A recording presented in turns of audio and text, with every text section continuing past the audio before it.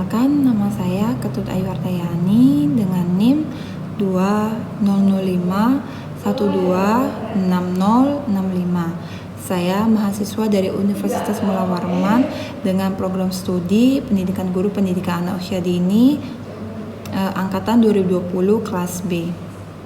Saya akan menjelaskan mengenai keterkaitan prinsip TAP dengan penilaian pembelajaran anak usia dini. Sebelumnya saya akan menjelaskan apa itu TAP. Nah, TAP adalah Developmentally Appropriate Practice, adalah perencanaan yang bermakna dan sesuai dengan perkembangan anak sebagai penerapan pengetahuan mengenai perkembangan anak dalam lembaga PAUD.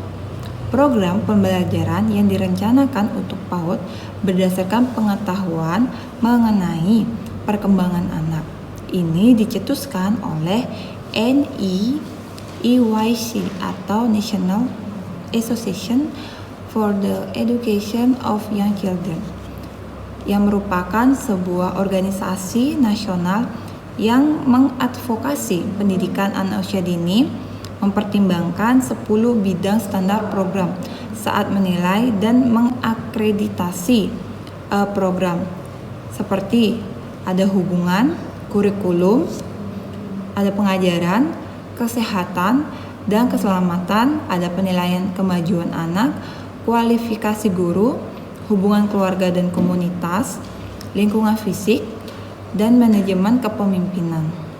Dari pengertian tersebut, adapun prinsip-prinsip dasar pada TAP sebagai berikut. Yang pertama, seluruh aspek perkembangan anak saling terkait satu dengan lainnya dan saling mempengaruhi. Kedua, ada perkembangan memiliki proses perkembangan yang berbeda. Yang ketiga, ada setiap anak memiliki proses perkembangan yang berbeda. Yang keempat, pengalaman sebelumnya mempengaruhi perkembangan anak. Kelima, proses perkembangan suatu yang dapat diperkirakan menuju ke arah yang lebih kompleks, terorganisir, dan terinternalisasi. Keenam, ada perkembangan dan pembelajaran dipengaruhi oleh konteks budaya dan sosial yang beragam. Ketujuh, anak sebagai pelajar aktif. Kedelapan, perkembangan dan pembelajaran dipengaruhi kematangan secara biologis dan lingkungan. Kesembilan, ada bermain sebagai alat bagi anak dalam menunjukkan tahap perkembangannya. 10. Perkembangan anak akan lebih meningkat jika anak diberikan kesempatan untuk melatih keterampilan yang sudah dimilikinya sekarang. 12. Anak memiliki beragam cara untuk belajar dan mencari tahu serta memiliki berbagai cara untuk menunjukkan apa yang diketahuinya. 12.